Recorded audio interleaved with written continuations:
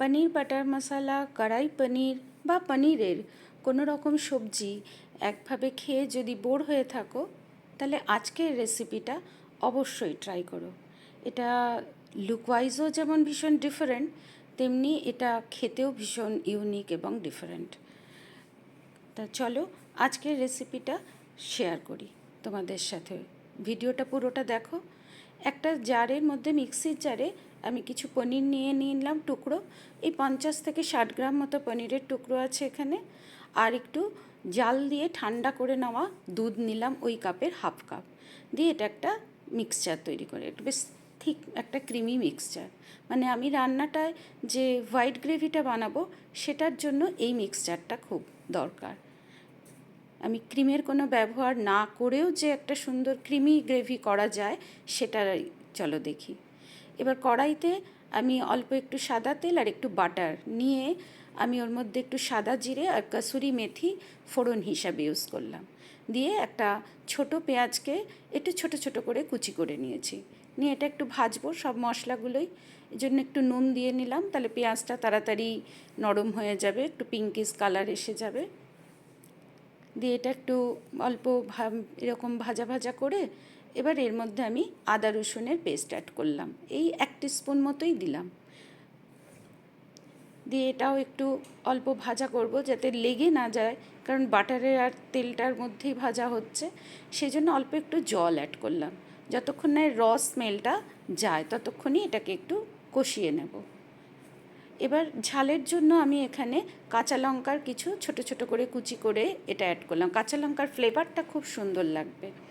ঝালটা তোমাদের যে যেমন খাও সেই মতন কমিয়ে আর বাড়িয়ে নিতে পারো। তারপরে আমি একটু ধনেপাতা কুচি দিলাম আর কয়েকটা গুঁড়ো মশলা অ্যাড করছি। এবার দিলাম অল্প একটু গোলমরিচের গুঁড়ো, একটু দিলাম জিরে ভাজার গুঁড়ো আর অল্প গরম মশলার গুঁড়ো।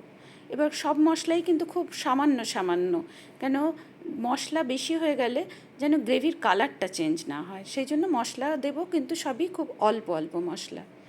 এবার আমি যেই মশলাগুলো সব কটা খুব ভালো করে মিশে গেছে, ভাজাও হয়ে গেছে, আমি ওই দুধ আর পনিরের যে মিক্সচারটা প্রথমে তৈরি করে রেখেছিলাম সেটাকে অ্যাড করে দিলাম।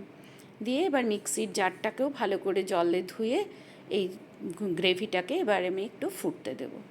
এবার এই পুরো মশলাটা গ্রেভিটার টেস্টটাকে একটু ব্যালেন্স করার জন্য অল্প কয়েক দানা চিনি অ্যাড করলাম। দিয়ে গ্রেভিটা এই যে ফুটে গেছে, এবার রান্নাটা কমপ্লিট। গ্যাসের ফ্লেমটাকে আমি বন্ধ করে দিলাম। হোয়াইট গ্রেভি আমার ready, creamy white gravy ready. এবার সেকেন্ড পর্বটায় এবার যাই। একটা ফ্রাই প্যানে আমি একটু সাদা তেল নিয়েছি আর একটু বাটার অ্যাড করলাম। এবার বাটারটা একটু যেই গলে এসছে তখন আমি এর মধ্যে সাদা তিল অ্যাড করছি। এই সাদা তিলটা এটাতে দেওয়ার কারণ মানে বেশ নাটি ফ্লেভারটা লাগবে। আর বাটারের মধ্যে সাদা তিল আর এই যে কাসুরি মেথি অ্যাড করলাম, এর গন্ধটা এত সুন্দর হয়, মানে আমি রান্না করছি তাই আমি বলতে পারছি, তোমরাও ওটা ট্রাই করলে বুঝতে পারবে, ভীষণ সুন্দর একটা ফ্লেভার আসে। এবার এটার মধ্যে আমি একটু বড় বড় করে কাটা ক্যাপসিকামের কুচি আর একটু পেঁয়াজকেও আমি এরকম বড় বড় করে ছাড়িয়ে নিয়েছি। এখানে এই যে সেকেন্ড পার্টটা করছি এটা পুরোটাই যে সতে হবে, এটা কিন্তু বেশি কুক হবে না, ওভার কুক যেন না হয়, মানে কোনোটাই এই ক্যাপসিকাম পেঁয়াজ যেন নরম হয়ে না যায়। এবং গ্যাসের ফ্লেমটা পুরোটাই হাইতে রেখে করতে হবে, তাহলে এই পনিরটা যে এবার অ্যাড করছি এই পনিরটার গায়ে হালকা একটা ব্রাউনিশ কালারও আসবে যেমন, অথচ ওই ক্যাপসিকাম পনির আর পেঁয়াজটাও মানে নরম হয়ে যাবে না। এবার পনিরগুলোকে দিয়ে আবার একটু ওলট পালট করে নিচ্ছি। পনিরের গায়ে একটু হালকা একটা ব্রাউন কালার চলে এলেই এটা মোটামুটি এটা কমপ্লিট হয়ে যাবে, এই জন্য গ্যাসের ফ্লেমটাকে এটাকে বাড়িয়েই করতে হবে। এবার এর মধ্যে অল্প একটু কালার আনার জন্য আমি হলুদ গুঁড়ো অ্যাড করছি, অল্প একটু কাশ্মীরি লঙ্কার গুঁড়ো অ্যাড করছি, কারণ ওটা হোয়াইট গ্রেভি, তার উপরে আমি এটাকে বসাবো, যার জন্য এটা একটু হালকা কালার যাতে হয় সেইটার জন্য এই মশলা দুটো দিলাম। আর আরেকটু পরে কয়েকটা আরেকটু মশলা অ্যাড করছি।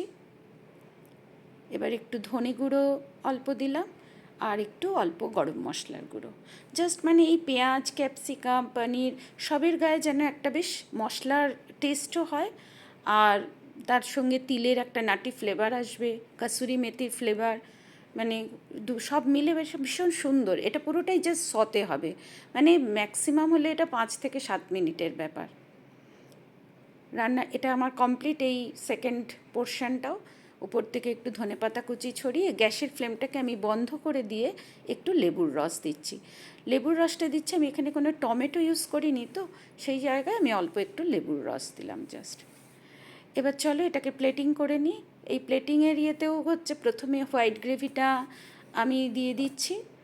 এবার তার ওপর থেকে আমি যে সতে করে রাখলাম পনির আর ক্যাপসিকাম পেঁয়াজের প্রিপারেশনটা, সেটাকে ওপর থেকে জাস্ট এই দিচ্ছি।